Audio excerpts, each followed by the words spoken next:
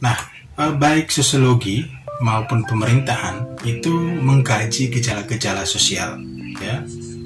Nah, untuk memahami perilaku seseorang dalam gejala-gejala pemerintahan, ya, sarjana-sarjana ilmu-ilmu sosial itu harus memahami konsep-konsep, teori-teori dan kerangka analisis yang ada di dalam teori-teori sosiologi.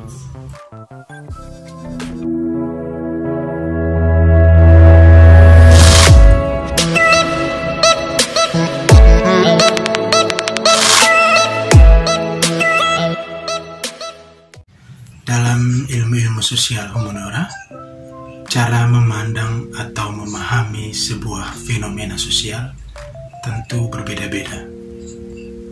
Maksudnya bahwa sudut pandang seorang ilmuwan, ya, terhadap gejala-gejala atau kejadian sosial itu sangat menentukan pemahaman, ya, atas kejadian atau gejala-gejala itu.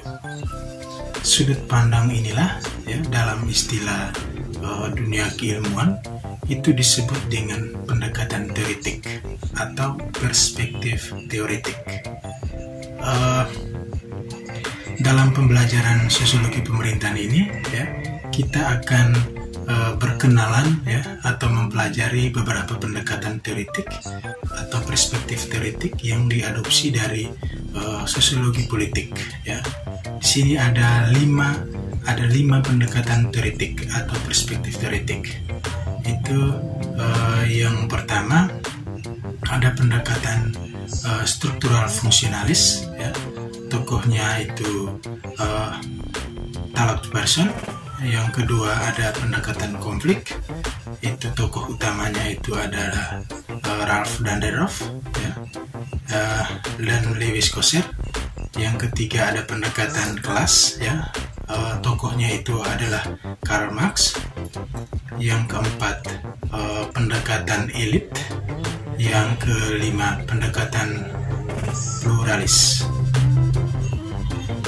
Masing-masing pendekatan ini, ya, memiliki pandangan yang berbeda, ya, terhadap gejala-gejala sosial, ya, atau gejala-gejala politik atau gejala-gejala pemerintahan, ya. Kelima pendekatan ini secara umum, ya, dipelajari dalam kajian sosiologi politik, ya, tapi diadaptasi dalam kajian ilmu sosiologi pemerintahan. Karena menurut beberapa para ahli atau para ilmuwan bahwa unit analisis sosiologi politik dan sosiologi pemerintahan yaitu sama, ya, yaitu mempelajari masyarakat dan pemerintahan atau negara, sehingga pendekatan yang digunakan, ya, pendekatan yang digunakan itu relatif sama. Jadi mari kita lihat satu persatu beberapa pendekatan yang akan kita gunakan dalam mempelajari sosiologi pemerintahan. Oke, terkait dengan 5 pendekatan yang akan kita bahas, itu hal-hal pokok yang hendak dilihat, ya, itu dari masing-masing pendekatan itu bagaimana masing-masing pendekatan itu memandang isu-isu atau masalah-masalah pokok itu menyangkut konsep tentang masyarakat, negara, tertib sosial dan perubahannya, pelapisan sosial, serta kekuasaan. Nah, dari isu-isu ini, konsep-konsep ini, masing-masing pendekatan memiliki pandangan yang berbeda-beda. Yang pertama, pendekatan strukturalis, ya. Pendekatan strukturalis melihat masyarakat itu sebagai satu sistem sosial yang terdiri atas bagian-bagian. Maksudnya, masyarakat itu terdiri dari unit-unit sosial, ya, seperti lembaga-lembaga, kelompok-kelompok, ya, kelas dan organisasi. Nah, masing-masing unit ini atau bagian-bagian ini saling bergantung dan saling terpadu, ya. Struktur dan fungsi dari unit-unit ini itu mengarah pada penciptaan keselarasan atau pemenuhan kebutuhan sistem sosial. Jadi masing-masing unit ini bertujuan untuk menciptakan keseimbangan atau keserasian atau equilibrium. Nah, yang berikut pendekatan strukturalis ya dalam memandang negara itu sebagai satu subsistem ya. Negara dilihat sebagai satu subsistem yang berfungsi untuk memelihara, mempersatukan dan menciptakan tujuan-tujuan masyarakat. Dan tindakan dari negara itu bersifat mengikat. Yang berikut bagaimana pendekatan strukturalis, fungsionalis ya, melihat perubahan sosial ya, bahwa masyarakat itu dipandang sebagai suatu yang statis, selalu mengutamakan integrasi ya, ketertiban dan stabilitas. Dan kalau masyarakat itu berubah dan perubahan itu berwujud menyesuaikan terhadap lingkungan ya, ada penyesuaian masyarakat terhadap lingkungan. Yang berikut bagaimana pendekatan strukturalis fungsionalis melihat pelapisan sosial ya, itu pelapisan sosial itu diperlukan sebagai suatu sistem integratif untuk memelihara tertib dan stabilitas ya. Nah, yang berikut bagaimana pendekatan strukturalis fungsionalis melihat kekuasaan. Nah, ini kekuasaan dipandang sebagai medium yang sah untuk mempertukarkan dan memobilisasi sumber daya politik dalam sistem politik demi mencapai tujuan-tujuan bersama. Itu pandangan dari pendekatan struktural fungsionalis. Yang berikut ada pendekatan konflik. Nah, pendekatan konflik ya melihat masyarakat itu bukan suatu sistem sosial yang utuh, terpadu, tetapi suatu sistem sosial yang penuh dengan perbedaan, ketidaksepakatan, dan konflik atau pertikaian. Itu masyarakat disatupadukan bukan oleh adanya suatu konsensus, tetapi oleh adanya daya paksa yang mengancam siapa saja yang hendak memecah belah. Yang berikut pendekatan konflik dalam memandang negara. Negara itu adalah alat pemaksa yang dipakai oleh kelas penguasa untuk membuat rakyat tunduk pada kemauannya. Yang berikut pendekatan konflik ya dalam melihat perubahannya. Nah, masyarakat itu menurut mereka itu selalu dalam keadaan yang diliputi perubahan dan pertikaian ya, adanya konflik ya. Dan konflik itu terjadi untuk dan konflik yang terjadi ya itu merupakan kekuatan dinamika masyarakat ya. Menurut mereka tanpa adanya konflik masyarakat itu tidak akan bermakna. Yang berikut pendekatan konflik melihat pelapisan sosial. Menurut pendekatan ini pelapisan sosial merupakan penghalang terjadinya integrasi dan sebagai sumber utama terjadinya konflik dalam masyarakat. Serta pelapisan itu terjadi karena langkanya dan tidak meratanya distribusi sumber daya dalam masyarakat. Yang berikut, bagaimana pendekatan konflik memandang kekuasaan. Menurut pendekatan ini, kekuasaan merupakan mekanisme yang tidak sah dan cenderung menggantungkan sekelompok kecil orang yang mendominasi masyarakat dengan merugikan sebagian besar orang yang tidak memiliki kekuasaan. Oke, yang berikut pendekatan kelas. Pendekatan kelas memandang masyarakat itu dari sudut pandang fungsi ekonominya ya.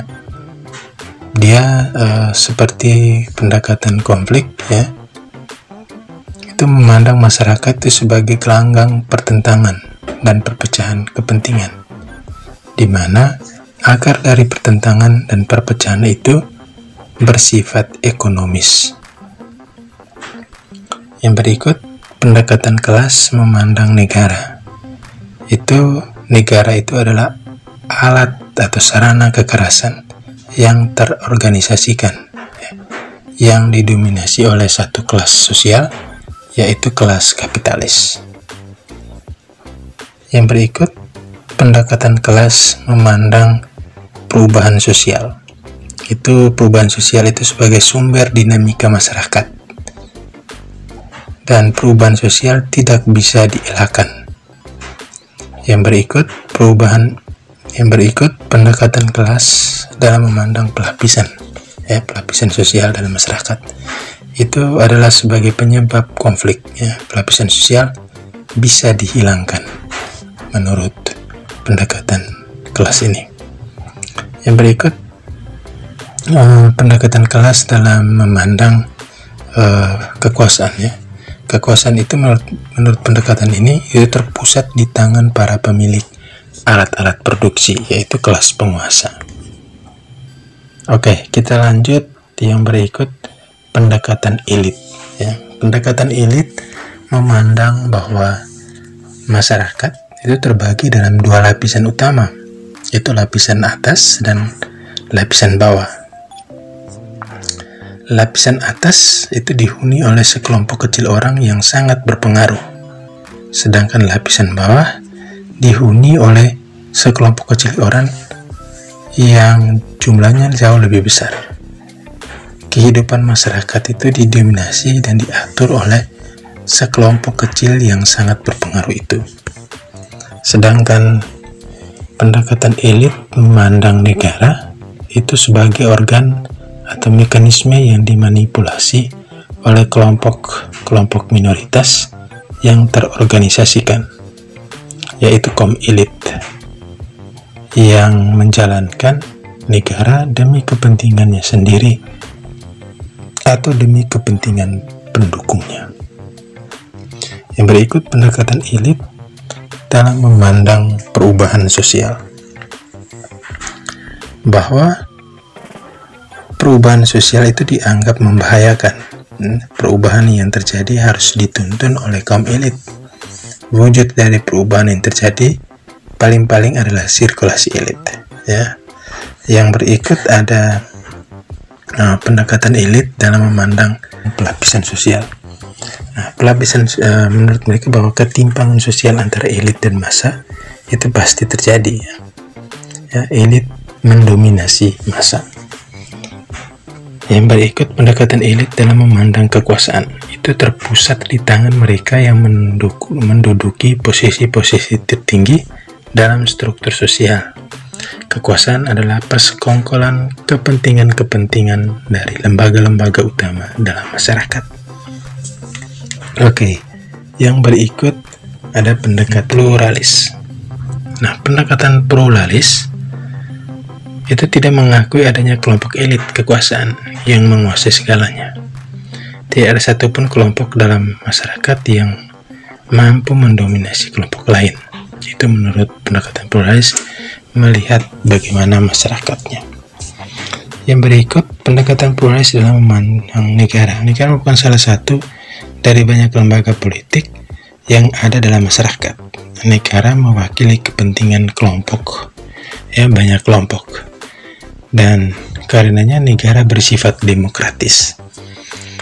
Yang berikut ada pendekatan elit, pendekatan pluralis dalam memandang perubahan. Perubahan masyarakat itu terjadi secara bertahap, dan perubahan itu adalah akibat konflik antara kelompok-kelompok yang saling bersaing, tetapi masih dalam tertib kelembagaan. Perubahan yang terjadi tidak sampai mengganggu kestabilan. Berikut pendekatan pluralis dalam memandang pelapisan sosial. Ketimpangan sosial menurut mereka itu memang ada, tetapi pengaruh dan keuntungan yang ada dalam masyarakat didistribusikan secara merata. Yang berikut pandangan pendekatan pluralis terhadap kekuasaan itu bersifat polisentris, dan tersebar di antara berbagai kelompok kepentingan. Tidak ada satu kelompok pun yang memonopoli kekuasaan. Oke, itu beberapa pandangan atau asumsi dasar dari beberapa pendekatan. Ada 5 pendekatan tadi.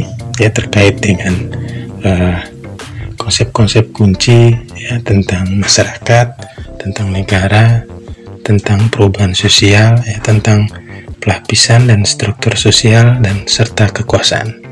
Mereka memiliki pandangan-pandangan yang berbeda terhadap konsep-konsep itu.